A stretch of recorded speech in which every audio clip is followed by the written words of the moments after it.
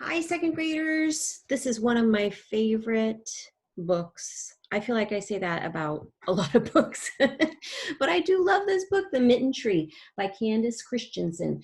The thing I like most about this book is the kindness in this book. So when you're listening to this story, be looking for kindness.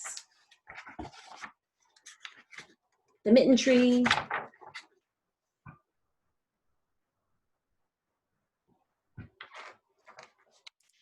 At the end of a long lane in a tidy little house, old Sarah lived alone. Her children had grown up and moved away, but Sarah still remembered the mornings when she walked with them to the blue spruce tree where they waited for the school bus. Now, each morning, she opened her shutters and watched for new children to arrive. These are shutters. They can close up over a window to close the window.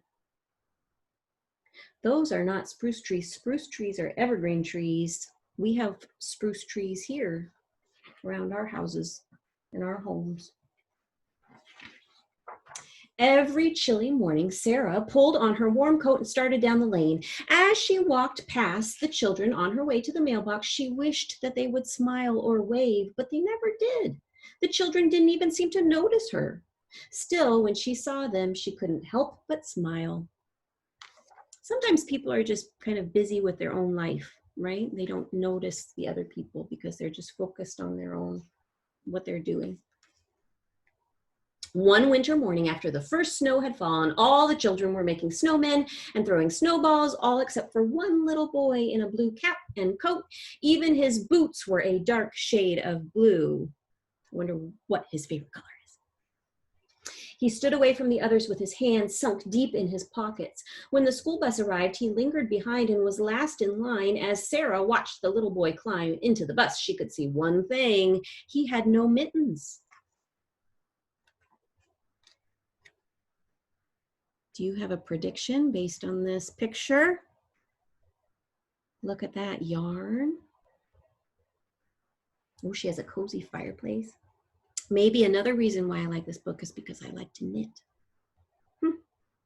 All that day, Sarah couldn't stop worrying about the little boy with no mittens. Late in the afternoon, as the sky grew dark, Sarah dug through the basket of yarn scraps she had saved for many years. She found her needles and 4 shades of blue wool, and then Sarah began to knit.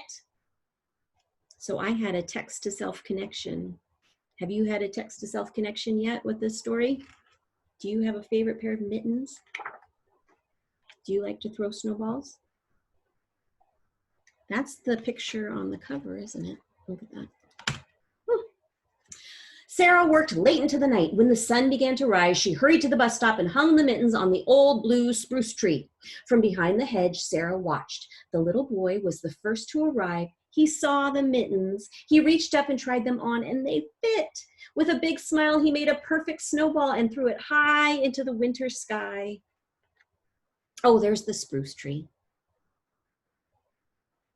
Soon a little girl in a red coat arrived. Her mittens didn't match. That night, Sarah knitted with red yarn. Every day now, as Sarah went to the mailbox, she watched for children without mittens, and then she would hurry home and knit. And early in the evening, she would hang the new mittens on the tree. The children loved the game. Each day, they would search under every branch and bough for another pair of mittens. Once or twice, Sarah thought that the boy with the blue mittens had seen her, but he always looked away. Is that him? Night after night, Sarah knitted mittens in every color. Look at that. Isn't that a cool picture? All the mittens. Some had stripes, some had hearts, some even had little snowflakes all over them. Somehow, even though she had never spoken to the children, Sarah felt that they had become her new family. On the last day before winter vacation, Sarah awakened before dawn. She took the empty basket that had once held her yarn and filled it to the brim with mittens. Out the door and down the steps she headed, and when she got to the blue spruce tree, she hung mittens on every branch. Can you imagine what that would be like? You were waiting at the bus stop and you saw this. It looks magical. The boy with the blue mittens was the first to arrive. He stood very still and waited for the others. In fact, all the children stood very still for a few minutes looking at the mysterious, beautiful mitten tree. When they boarded the bus, each child now wore a pair of mittens. Sarah watched one by one as their faces appeared in the bus windows. Still, no one looked her way as she started home. But Sarah's heart was full. It was as full as when the sounds of her own children had filled her house. You know, those cute little bunnies. She's happy. The children are happy. Her kindness made everyone happy. As Sarah neared her porch and climbed the steps, she saw something waiting for her.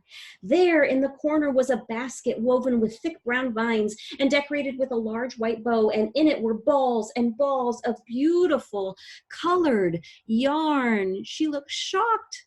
Look at that. It looks like she's gasping. Looks like she dropped her basket. To this day, Sarah knits mittens for all the children in her town. Every time her basket is empty, a new full one appears. Sarah doesn't know who the yarn is from, and the children still don't know who the mittens are from, but someone must.